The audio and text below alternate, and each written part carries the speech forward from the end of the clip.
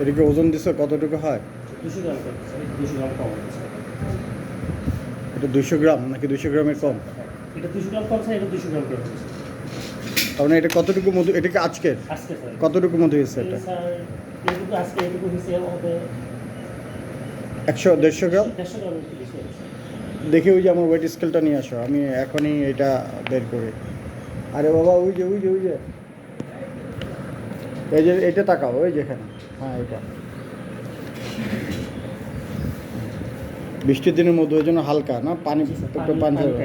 ওই ঝাঁকি 10 স্যার। আচ্ছা, লোকজন তো মনে করবে, তুমি এখানে দাঁড়াও, লোকজন তো মনে করবে যে আমরা ভেজাল মধু হ্যাঁ, ভেজাল বাট মধুর জগতে কত একটা চক্কর আছে।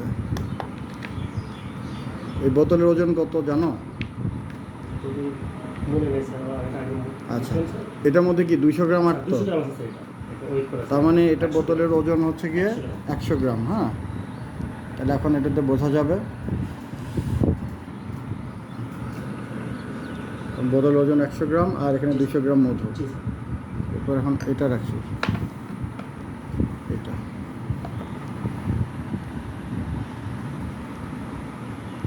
298 গ্রাম। তার মানে 100 গ্রাম এটার বোতল ওজন, 200 গ্রাম মধু আছে। আচ্ছা, আর এটা আজকে করলা নাকি কালকে? আজকে। তো ঝাঁকি যে দিলা তখন ইয়ে হয়নি, মৌমাছি সহ নিচে পড়লে অসুবিধা কী ছিল? মধু সহ মৌমাছি সহ পড়ে গেছে। পরে ওইটা ছাইকা উঠাই দা, মরে গেছে। মৌমাছি তো অনেক থাকে, মধু কাটলে তো মৌমাছি কিছু তো মারাই যাবে। এনিওয়ে যাই হোক, মারাটা ঠিক না স্যার। তো বাইরে পড়ে গেছে, তো বড় ট্রে ভিতরে পড়ছে, ওটা আবার মাছি খেয়ে দেবে স্যার। বাট একটা ছাকনি রাখলে হতো না? ওটা সহ পড়লে, ছাকনির মধ্যে পড়লে তো আর মৌমাছি মারা যাবে না। এটা হচ্ছে মৌমাছি কি স্যার, ওই ছাকনির মধ্যে মধু কখনো পড়ে না স্যার। আমি তো টেস্ট করছি। আচ্ছা, ঠিক আছে। স্যার আমি টেস্ট করে দেখছি স্যার, মধু কখনো পড়ে না স্যার। এটা যে পাতলা হইলো এখন, এটা কি পরে তো আর ঘন হবে না? আচ্ছা, এটা হচ্ছে আর যদি ওই মধু দিবে স্যার, যদি সিল বক্স করে সাদা স্যার, ওই মধুর সাথে 1 বছর 1.5 বছর সংরক্ষণ করা যায় স্যার। মানে এটা তো সিল করা ছিল না? না স্যার, সিল করে এটা মুখ খোলা ছিল। মুখ খোলা ছিল। তাহলে এটা তো আর বেশি দিন সংরক্ষণ করা যাবে না। একটু বন্ধ হবে স্যার, যদি খাঁটি থাকবে স্যার। মানে এটা একটু ওই যে মুখটা খুলে রাখলে রোদে তোমার ওই যে একটু শুকাইতে হয়। এটা আবার বাষ্প করলে এটা পানিটার ভাবটা চলে যেত। যাই হোক, এটা দ্রুত এটা কনজিউম করে ফেলায়। আচ্ছা, দেখি এটার ওজনটা কত দাঁড়ায়। পাঁচশো মতো, হ্যাঁ 248 গ্রাম। তার মানে 100 গ্রাম যদি এটার ওজন বাদ দেই তাহলে 148, মানে 150 গ্রাম মধু। 150 গ্রাম মধু পাইলা আমাদের কত? দুইটা বাক্স থেকে। মানে এটা তো তিনটা 6টার মধ্যে থেকে তিনটা 6টা মানে শীত স্যার। আচ্ছা, আমাদের টোটাল মধুর বাক্স হচ্ছে কি তিনটা? 1 নম্বর 2 নম্বর 3 নম্বর। তিনটার মধ্যে 3 নম্বর, 1 2 3, তার মানে 1 নম্বরটা বাতিল। সঠিক স্যার। 2 নম্বরটা মাঝখানেরটা, 3 নম্বর। তো 2 নম্বরে কয়টা ফ্রেম পাইছো? 2 নম্বর 3টা ফ্রেম স্যার, 3 নম্বর 3টা ফ্রেম পাইছি। আচ্ছা, দেখি যে মৌমাছি পালনের বইটা নিয়ে আসো। হ্যাঁ, এই বইটা কি পড়ছো? বই পড়ে স্যার আমি কিছু বুঝি না স্যার। বোঝো না? এখানে বোঝার চেষ্টা করো। অনেক প্র্যাকটিক্যাল স্যার, এটাই স্যার। বই কিছু বোঝা যায় না আছে এখানে। এই দেখো, এখানে অতিরিক্ত মাঝে মাঝে পানি দিয়ে স্প্রে করা লাগে, প্রচণ্ড গরম যখন হয়।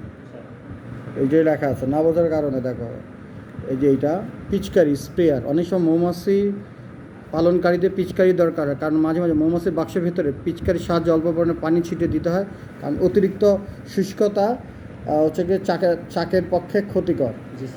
এই যে এটা তো পুরোনো আমলের বই, এই যে ডি স্প্রেয়ার। তো এটা আমি জাস্ট র্যান্ডমলি বই বললাম, এরকম আমি পুরো বইটা পড়েছি। হ্যাঁ, পুরো বিষয়ের মধ্যে মনে করি কিছু জিনিস কিন্তু এখানে কাজে আছে। এই দেখো, মৌমাছি লেখা আছে 1911 থেকে 1917 সালে রেভারেন্ডো নিউটন নামে একজন পাশ্চাত্য দেশীয় যাজক মৌমাছি পালনের জন্য শিক্ষার ব্যবস্থা করেন। বোঝো নাই? তার মানে এইটা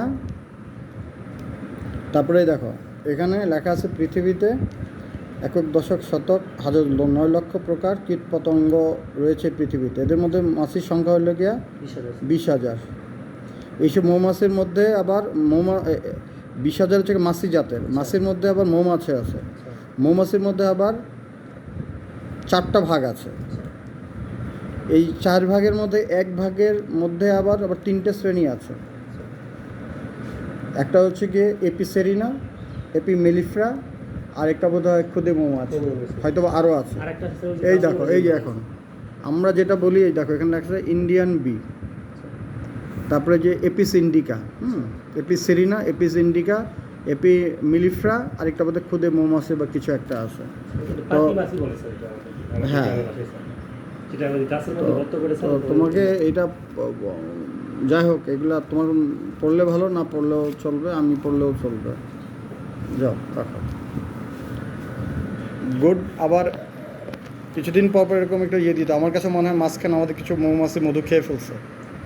স্যার আমি অসুস্থ ছিলাম তো স্যার, দুদিন স্যার এখানে স্যার ঠিক আছে, খুলনা গুড। গিয়েছিলাম স্যার। ঠিক আছে, আজকে যাও স্যার- নিয়ে যাও। স্যার থ্যাংক আজকে ইউ।